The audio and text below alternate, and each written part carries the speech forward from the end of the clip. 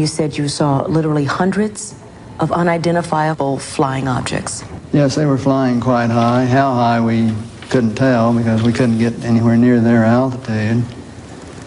But they were either very large craft way up or smaller craft still well above what we could get to. For a day and a half, all of this happened.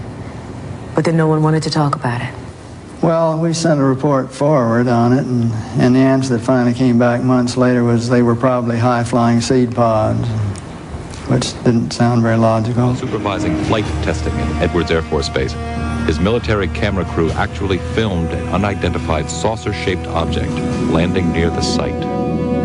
As they were sitting there filming, a little saucer came from, I say little saucer, it was a saucer, came flying over their heads, put down 3 little landing gear and landed right out on the dry lake bed.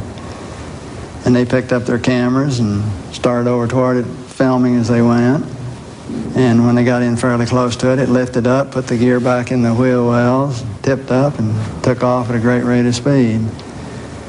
And so they came into my office and told me what had happened, and I sent them over to develop the film.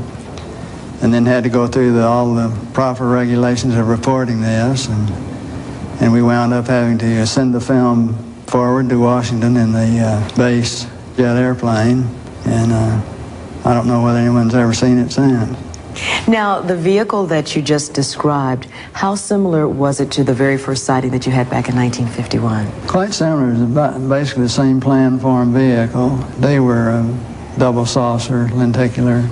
But if you're going to be going in and out of atmospheres like Earth or other places might have, you certainly need a little more aerodynamic type of vehicle.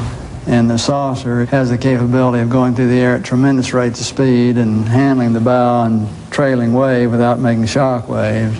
So it can be very silent while traveling at big rates of speed through the atmosphere. A friend of mine who's a captain on a major airline at night was flying along, noticed this. Suddenly a big glow came off his left wing, and he looked out and this big saucer was sitting right off their wing.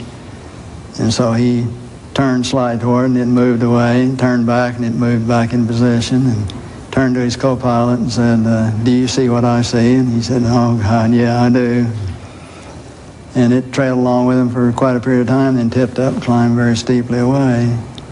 Was on Jim McDivitt's Gemini 7 mission, where they saw this glint of something metallic off in the distance, and he reported, and nobody had it listed on the ground, so he tried getting a picture of it, but the sun, unfortunately, was glinting off of it so bright, all you got is just a glint. There was no detail on what it was, but never any further sighting at all on it. Well, the letter to the UN was in conjunction with a meeting that I had with Kurt Waldheim and the Security Council of the UN, to try to encourage the UN to establish a committee to start comparing notes and data and information, and to really look into all of this from an unbiased, neutral point of view. Here's a quote from your letter. "I believe that these extraterrestrial vehicles and their crews are visiting this planet from other planets and are obviously a little more advanced than we are here on Earth." And are you saying that's exactly why governments have been trying to keep this information private, because of that obvious advancement? Very possibly, right.